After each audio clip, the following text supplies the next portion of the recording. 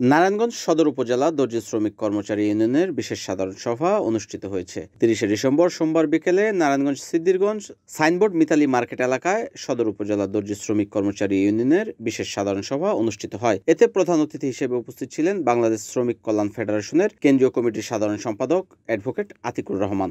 দর্জি শ্রমিকদের কল্যাণে পাশে থাকার আহ্বান জানিয়ে বিশেষ সমাবেশে বিশেষ অতিথি হিসেবে উপস্থিত ছিলেন বাংলাদেশ দর্জি শ্রমিক কল্যাণ ফেডারেশনের সহসভাপতি অ্যাডভোকেট আলমগীর হোসেন, জাতীয় গার্মেন্টস কল্যাণ ফেডারেশনের সভাপতি মোহাম্মদ শফিকুল ইসলাম, বাংলাদেশ শ্রমিক কল্যাণ ফেডারেশনের দপ্তর সম্পাদক নুরুল আমিন, বাংলাদেশ শ্রমিক কল্যাণ ফেডারেশন নারায়ণগঞ্জ মহানগরীর সভাপতি হাফেজ আব্দুল মমিন, বাংলাদেশ শ্রমিক কল্যাণ ফেডারেশন নারায়ণগঞ্জ জেলার সভাপতি মোহাম্মদ আব্দুল মান্নান, বাংলাদেশ শ্রমিক কল্যাণ ফেডারেশন নারায়ণগঞ্জ জেলার সাধারণ সম্পাদক মোহাম্মদ রিদওয়ানুল আজিম সহ আরও উপস্থিত ছিলেন দর্জি শ্রমিক কর্মচারী ইউনিয়নের নারায়ণগঞ্জ সদর উপজেলার সভাপতি আব্দুল মজিদ শিকদার, দর্জি শ্রমিক কর্মচারী ইউনিয়নের সদর উপজেলার সাধারণ সম্পাদক ফিরোজ আহমেদ ভুইয়া সহ আরো অনেক নেতৃবৃন্দরা এ সময় উপস্থিত ছিলেন।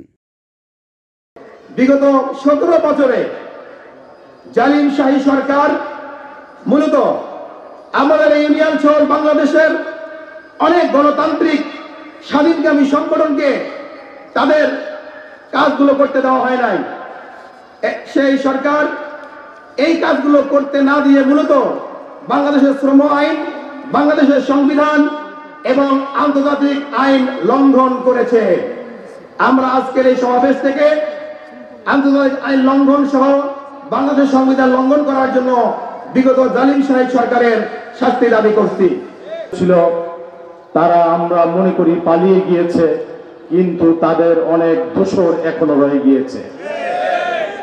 হোক সেটা দর্জি শ্রমিক, হোক সেটা গার্মেন্টস শ্রমিক, হোক সেটা হোটেল শ্রমিক, হোক সেটা হাসপাতাল কর্মচারী ইত্যাদি, এদেশের বিভিন্ন পেশায় যত শ্রমজীবী মানুষ আজকে আছে, এখনো কোনো না কোনোভাবে তারা নির্যাতনের শিকার হচ্ছে। আজকের এই সমাবেশ থেকে আমরা দায়িত্বহীন ভাষায় বলতে চাই, দর্জি শ্রমিক ইউনিয়নের যারা আমরা আন্ডারে রয়েছি, শুধু আমাদের অধিকারকে আমরা বিবেচনায় নেই না, যত শ্রমিক যেখানেই আছে, যেখানেই নির্যাতনের শিকার হবে, আমরা তাদের পাশে দাঁড়াচ্ছি এবং দাঁড়াবো ইনশাআল্লাহ।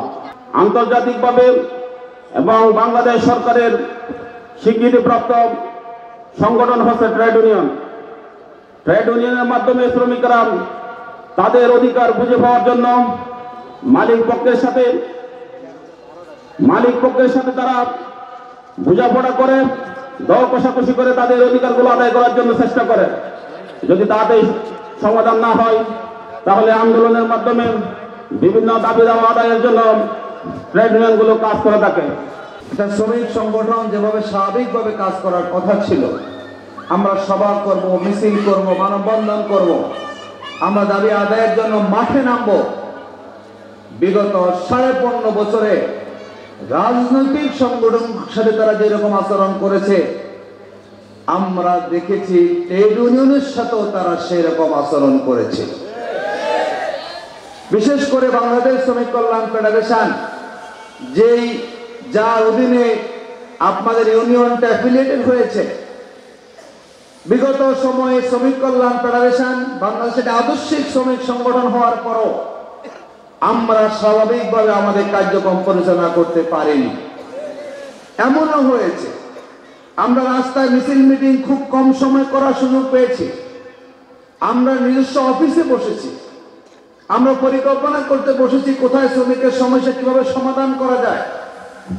সেই সভাগুলো থেকেও আমাদের নেতৃবৃন্দকে একাধিকবার তারা গ্রেফতার করে নিয়ে গিয়েছে। আরেকদিকে আমরা কি দেখলাম, যেভাবে আওয়ামী লীগ সারা দেশে জুলুমতন্ত্র চাপিয়ে নিয়েছিল, মানুষের মৌলিক অধিকার হরণ করে নিয়েছিল, সেই সময় এই নারায়ণগঞ্জ সহ সারা দেশে ওই আওয়ামী লীগের একটা শ্রমিক সংগঠন ছিল, নাম কি আপনারা জানেন? তার নাম ছিল জাতীয় শ্রমিক লীগ। এই শ্রমিক লীগ যাদের কাজ ছিল শ্রমিকদের কল্যাণে ভূমিকা পালন করা, একদিকে সকল শ্রমিক সংগঠনগুলো তারা কাজ করতে দেয়নি, আরেকদিকে একচেটিয়া ভাবে শ্রমিক লীগ সারা দেশের বন্দর থেকে শুরু করে, টার্মিনাল থেকে শুরু করে, বিভিন্ন ফুটপাত থেকে শুরু করে, যেখানে শ্রমিক ছিল, যেখানে ট্রেড ইউনিয়ন ছিল, সকল ট্রেড ইউনিয়ন গুলোকে তারা দখল করে নিয়েছিল। শুধু দখল করে তারা শেষ করে নাই, বাংলাদেশের অধিকাংশ শ্রমিকদেরকে, ওই শ্রমিক লীগকে অন্যায় চাঁদা দিতে তারা বাধ্য করেছিল। ঠিক না বলেন? এমন কোন শ্রমিক পাওয়া যাবে না যেই শ্রমিককে ওই শ্রমিক লীগের নেতাদের, যারা ট্রেড ইউনিয়ন করতে এসেছে দখলবাজি করার জন্য, চাঁদাবাজি করার জন্য, তারা বাধ্য করেছে শ্রমিকদেরকে তাদেরকে চাঁদা দেওয়ার জন্য। ঠিক না বলেন? আমরা দেখলাম সেই 15 বছরে এই শিল্প এলাকার শ্রমিকরা কোন ক্ষেত্রেই তারা নিরাপদ ছিল না। যখনই তারা মজুরির জন্য মাঠে নেমেছে, আন্দোলন করেছে, বিশেষ করে 2023 সালের গাজীপুরে মজুরি আন্দোলন করার কারণে যখন তারা মজুরি কম পেয়েছে বলে মাঠে নেমেছে, ওই সরকার পুলিশ দিয়ে গাজীপুরে 4 জন গার্মেন্টস শ্রমিককে তারা সেখানে হত্যা করেছে না?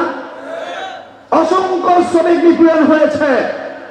সারা 15 বছরে অনেক গার্মেন্টস শ্রমিক তারা গুম করেছে না? মামলা করেছে, হামলা করেছে। আমরা কোন রাজনীতি করতাম না, আমরা ট্রেড ইউনিয়ন করতাম। শ্রমিকের স্বার্থ আমাদের কাজ। তারা সেটাকেও দলীয়করণ বিবেচনা করে বিভিন্ন সময়ে বিভিন্ন ট্রেড ইউনিয়নদেরকে তারা সেখানে গুম করেছে, তারা সেখানে হামলা করে নিহত করেছে।